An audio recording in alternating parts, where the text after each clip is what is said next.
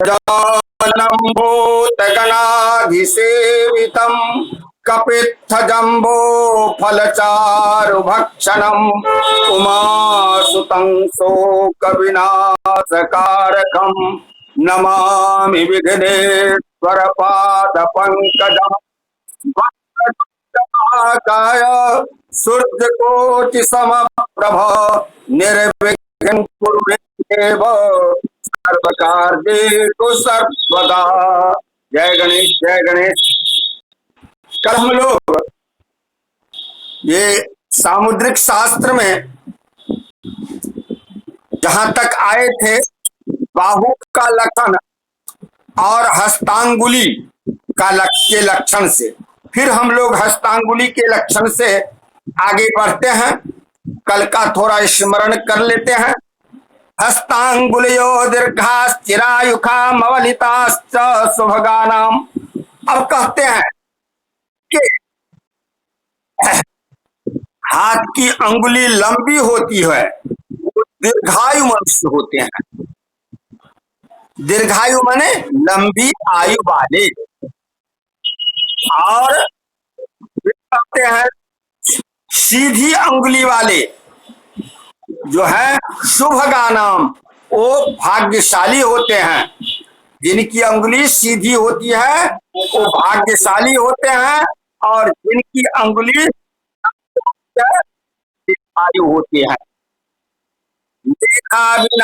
सूक्ष्म, और जिनका पतली अंगुली होती है, हाथ की अंगुली जिसकी पतली हो सीधी हो वो मेधावी होते हैं, विद्वान होते हैं। चिपटा पर कर्म निर्माणम, और चिपटा अंगुली वाला दूसरे का काम करने वाला, नौकरी करने वाला होता है। स्थूलाभिर्धन रहिता, और जिसका मोटा है, मोटी अंगुली हो, वो निर्धन होता है। बहिर्नताभिष्ट शस्त्र निर्माण, और कहते हैं बाहर की ओर झुकी हुई हो जिनकी अंगुली, उस शस्त्र के द्वारा उनकी मृत्यु होती है।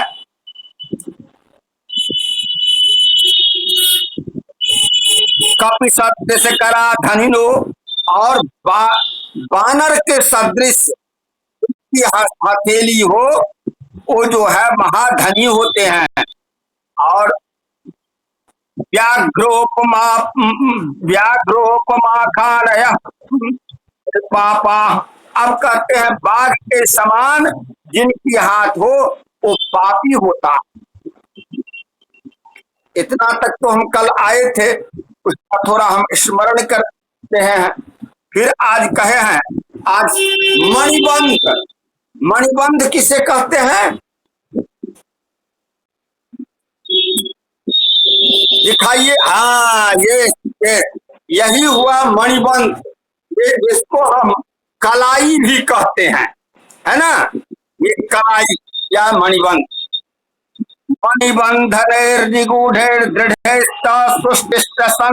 भूपा। अब कहते हैं निगूढ़ दृढ़ सुश्लिष्ट संधियों से युक्त मणिबंध वाले राजा होते हैं। हस्तच्छेदः सशब्दैश्च निर्द्रव्याः। अब कहते हैं छोटी मणिबंध जिनकी हो, कलाई हो, वो जो है उनका हाथ कट जाता है। उनका हाथ कट जाता है किसी भी प्रकार से। सशब्दैश्च निर्द्रव्याः, और जिनका ऐसे घुमाने से, ये करने से यदि इसमें खट खुट का आवाज आए, शब्द करे, तो उसको समझिए कि ये जो है निर्द्रव्या, गरीब आदमी होंगे, निर्धन होंगे। या दोहरा दें, मुझे समझ गए। चलिए अब हाथ के लक्षणों को कहते हैं। हाथ के लक्षण पितृवित्तेन विहीना भवन्ति निम्नेन करतलेन नराः। कहते हैं जिनके हथेली, हथेली क्या है, ये जो हुआ वो हथेली है, समझे ना। वो जिनका नीची यानी धसा हुआ पर हथेली वाले पिता के धन से, पैतृक संपत्ति से हीन होता है। या तो अब इसमें दो बात है, या तो पिता उनके निर्धन होते हैं इसलिए नहीं संपत्ति हुआ, या किसी भी कारण से अपने परी की विवाद आदि से उनको नहीं हाथ लगता है। दो समस्याएं आ सकती है। तो पितृवित्तेन विहीना भवन निम्नेन करतलेन नराः, जिनका निम्न हो यानी धसा हो हाथ उनका। संवृत निम्नैर्धनिनः। अब कहते हैं संवृत, संवृत माने वर्तुलाकार, गोलाकार जिनका ये हथेली हो वो क्या होते हैं, धनिनः, धनी होते हैं। प्रोत्तान करास्तदातारः, जिनका हथेली उठा हुआ हो वो जो है दानी होते हैं, महादान दान करने वाले होते हैं। विषमैर विषमा निस्वाश्च, और जिनका विषम होता है, कहीं गहरा है तो कहीं ऊंचा है, वही विषम हुआ। ऐसे हथेली वाला दुष्ट और निर्धन होता है, दुष्ट और निर्धन होता है। ये विषम हाथ वाले कैसे होते हैं, दुष्ट और निर्धन। चलिए करतलैरीश्वरा करतलैरीश्वरास्तु लाक्षाभिः। अब लाक्षा भाई, लाख के समान जिनका करतल लाल हो वो जो है पूरा धनवान होते हैं।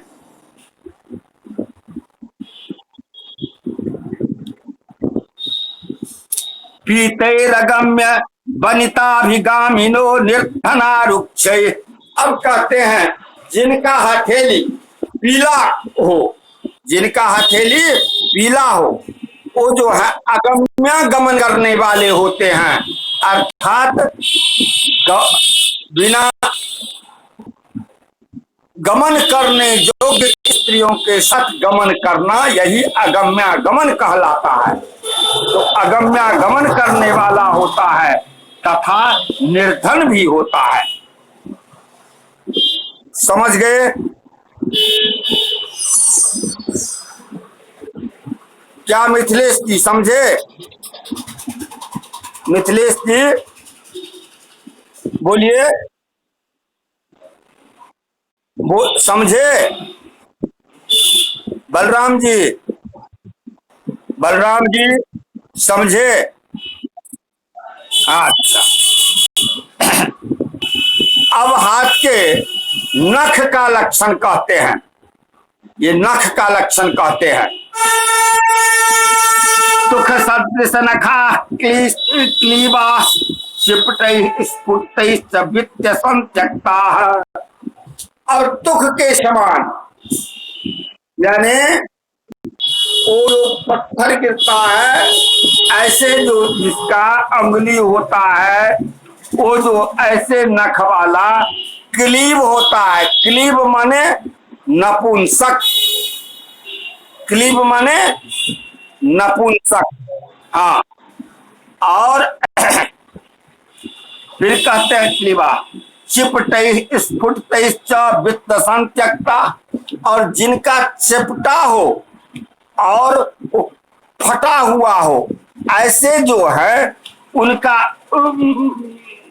नख जिनका ऐसा हो वो जो है बुरे नख वाला कहिए जो कि वर्णहीन हो, ऐसे जो है वो दूसरे के मुख देखने वाला होता है, वो दूसरे के मुख देखने वाला हो। और ताम्र वर्ण के नख वाले सेनापति होते हैं। कुनख विवर्ण परतर्कुकाश्च ताम्रश्च भूपतयः, ताम्र वर्ण के नख वाले भूपति होते हैं। इसको खोल दें।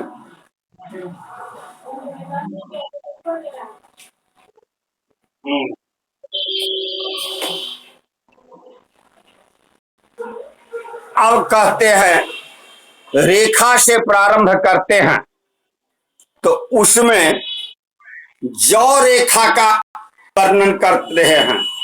ये कौन है? इसको अच्छा वो मिथिलेश जी का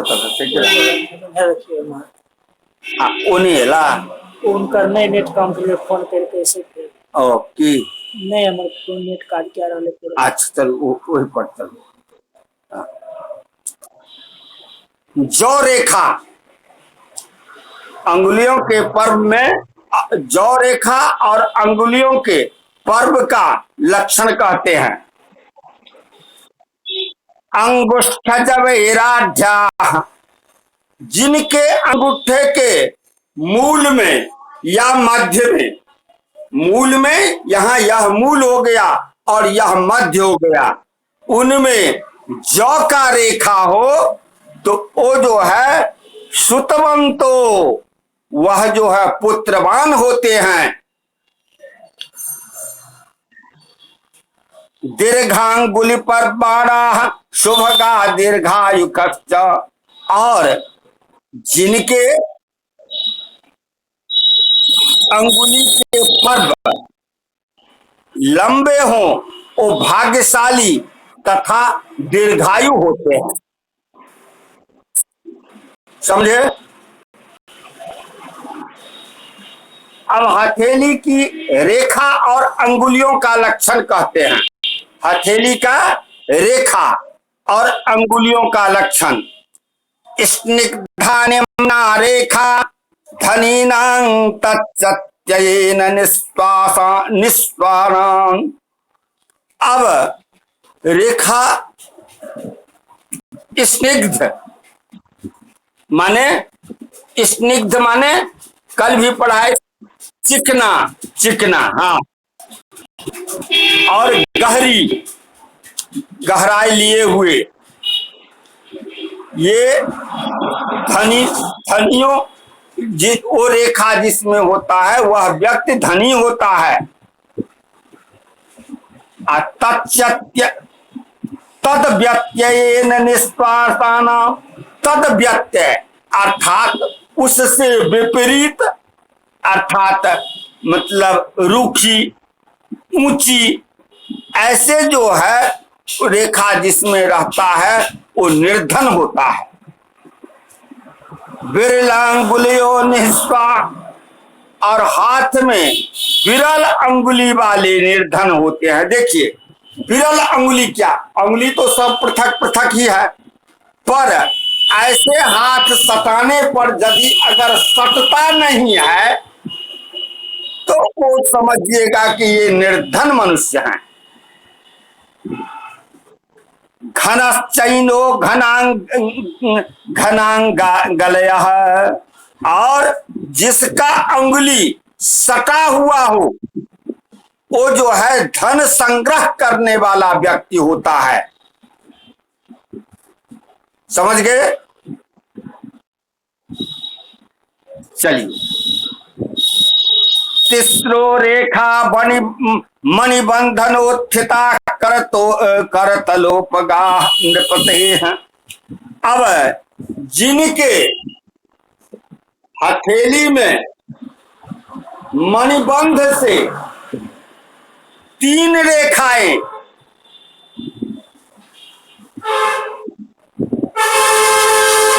मणिबंध से हथेली तक जाए वह राजा होता है, वह राजा होता है। और मीन युगांकित पानिर्नित्यम सत्र प्रदो भवती। और मीन रेखा, मीन माने होता है मछली, तो यदि अगर और मीन जुग है अर्थात दो दो मछली का चिन्ह जिसके हाथ में हो, मत्स्य रेखा से जुत हथेली वाला, सदावर्त देने वाला होता है, वो सत्र प्रदो भवती, सदावर्त बांटने वाला होता है। वज्राकारा धनिनां विद्याभाजां चमीन पुच्छनी निभाह। अब कहते हैं यदि हथेली हाथ में वज्र के समान, अर्थात वज्र के समान इसका क्या है, वज्र के समान कैसा होगा, मध्य में पतला, और रेखा मध्य में पतला और दोनों और विस्तार रूप से, ऐसे रेखा हो वो धनी होता है।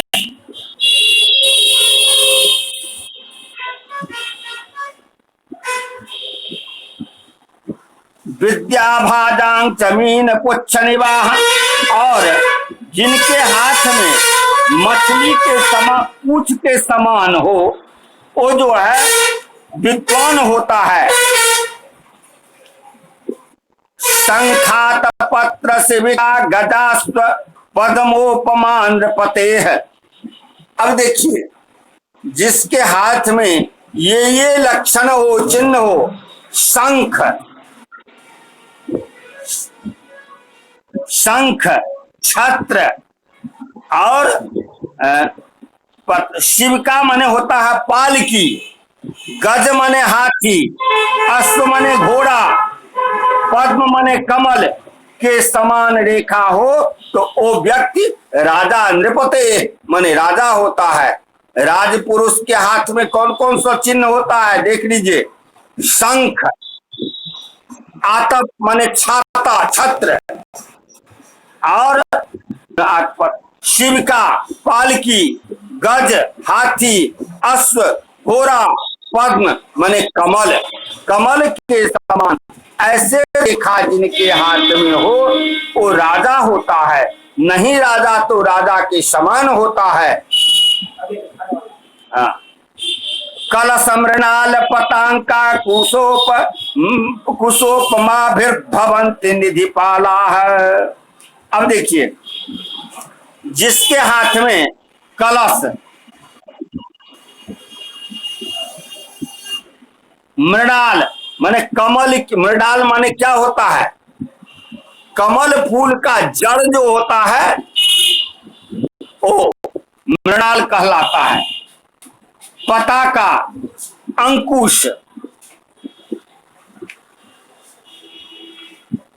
हाथ में रेखा हो ऐसे जिनके हाथ, वो धन कोष के मालिक होते हैं।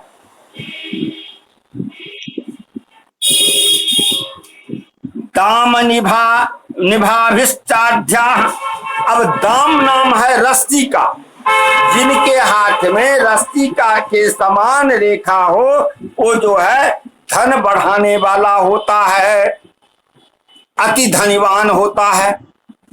जिनके हाथ में फिर कहते हैं स्वस्तिक रूपाभिरेश्वर्जम, और जिनके हाथ में स्वस्तिक का चिन्ह होता है वो जो है ऐश्वर्यवान होता है। हाँ, चक्रासि पर सुतो पर चक्रासि पर परसु तोमर शक्ति धनु कुंत सन्निभा रेखा अकुर्वन्ति चमूनाथं जज्वान मूलु खलाकराह। अब कहते हैं कि यदि चक्र, खड्ग, परशु माने फरसा, जिसको बोलचाल के भाषा में गणासा कहते हैं, तोमर, बर्छी, धनुष या माला के समान हाथ में रेखा हो तो वो सेनापति होता है।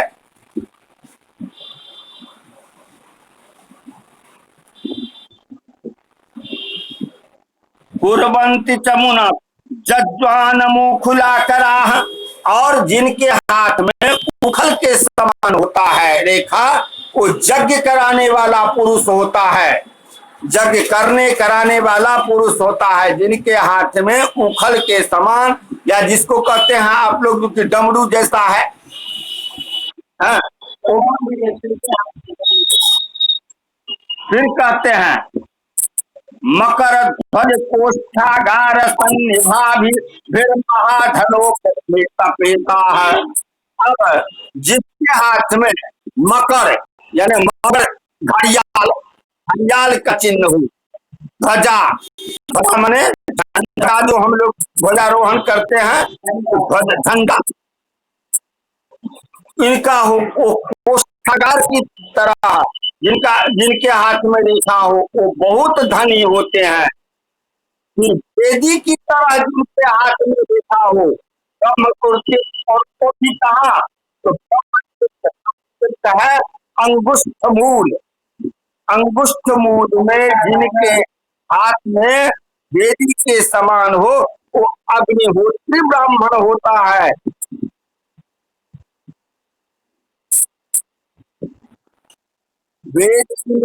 चैवाग्निहोत्रिणो ब्रह्मतीर्थे पापी देवकुलाद्यैर्धर्मं कुर्वन्ति च त्रिकोणाभिः। पापी, अब बापी समझते हैं ना? हाँ, तो जिनके हाथ में बापी देव मंदिर आदि मतलब सिंहासन, श्री वृक्ष और यूप या त्रिभुज, तीन रेखा से घिरी हुई त्रिभुज जो होता है, ऐसे रेखा गई हो, वे 100 वर्ष जीते हैं, दीर्घायु होते हैं। अब इसमें कहते हैं कि छोटी रेखा हो तो अनुपात से आयु की कल्पना अपने आप कर लेना चाहिए।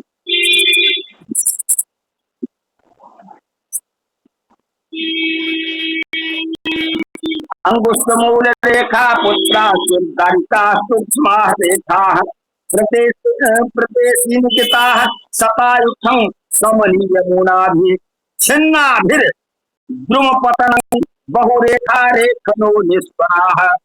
अब देखिए इसके हथेली में छिन्न भिन्न रेखा हो, यानी टूटी फूटी हो, छोटी हो, तो वो व्यक्ति जिसके हाथ में जो रेखा टूटा हो, तो उसको वृक्ष के गिरने से या गाड़ी आदि से, दुर्घटना से उसका जो है एक्सीडेंट हो जाता है, दुर्घटना हो जाता है। फिर कहता है बहुरेखा अथवा रेखा रहित, दोनों स्थिति में निर्धन होता है। समझ गए?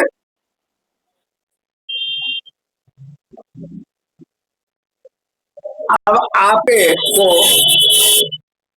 हस्त का लक्षण पूरा बता दिए मोटा मोटी से, और अब और वस्तु बता रहे हैं, जैसे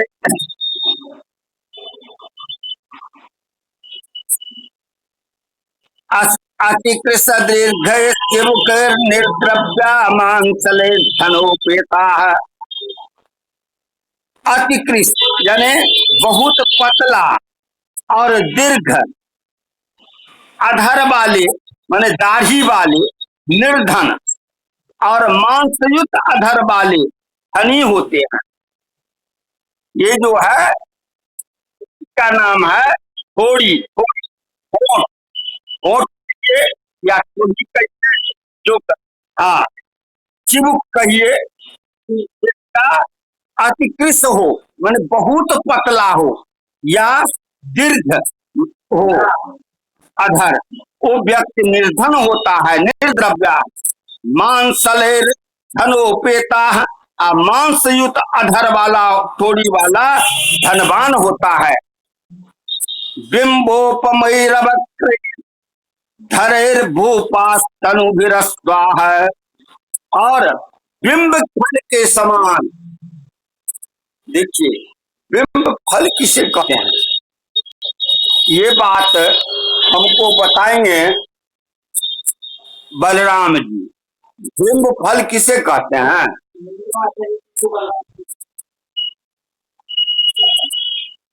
तिलकोड़ा जब पक जाता है तो कैसे लाल हो जाता है ना? तो वो वैसे ठोड़ी वाला जिनका लाल हो और वक्रता लिए हो, से रहित हो, अधर वाले, वो राजा होता है। यानी वो जो है वक्र हो करके टेढ़ नहीं हो, बिंब फल के समान लाल हो, ऐसे छोड़ वाला जो है वो राजा होता है।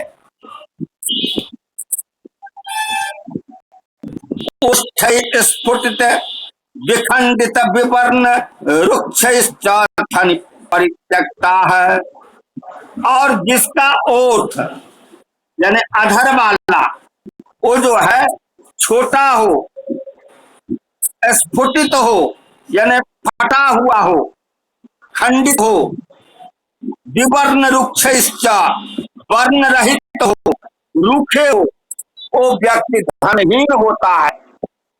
जिनके होठ में सतत देखिएगा जो कि खोपड़ी पड़ता है ना, और सूखा रहता है, ऐसे जो है वो धनहीन होते हैं। स्निग्धा धना सदसना, और स्निग्ध हो, घन हो, तीक्ष्ण हो, और दसना माने दांत, सुतीक्ष्ण दृष्टा, समास्त शुभा है, और सम दांत हो, ऐसे व्यक्ति शुभ होता है, भाग्यशाली होता है। समझ गए?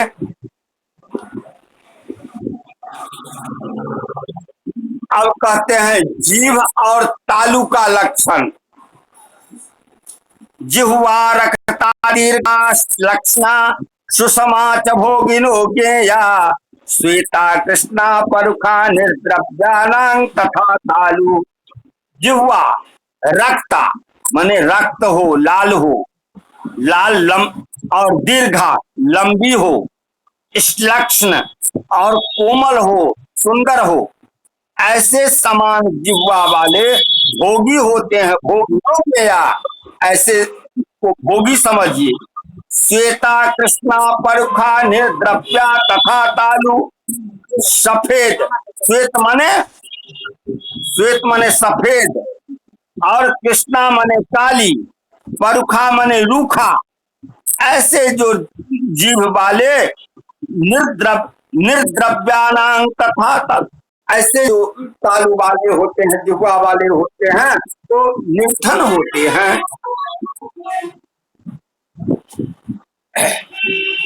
तो क्या समझ गए ना?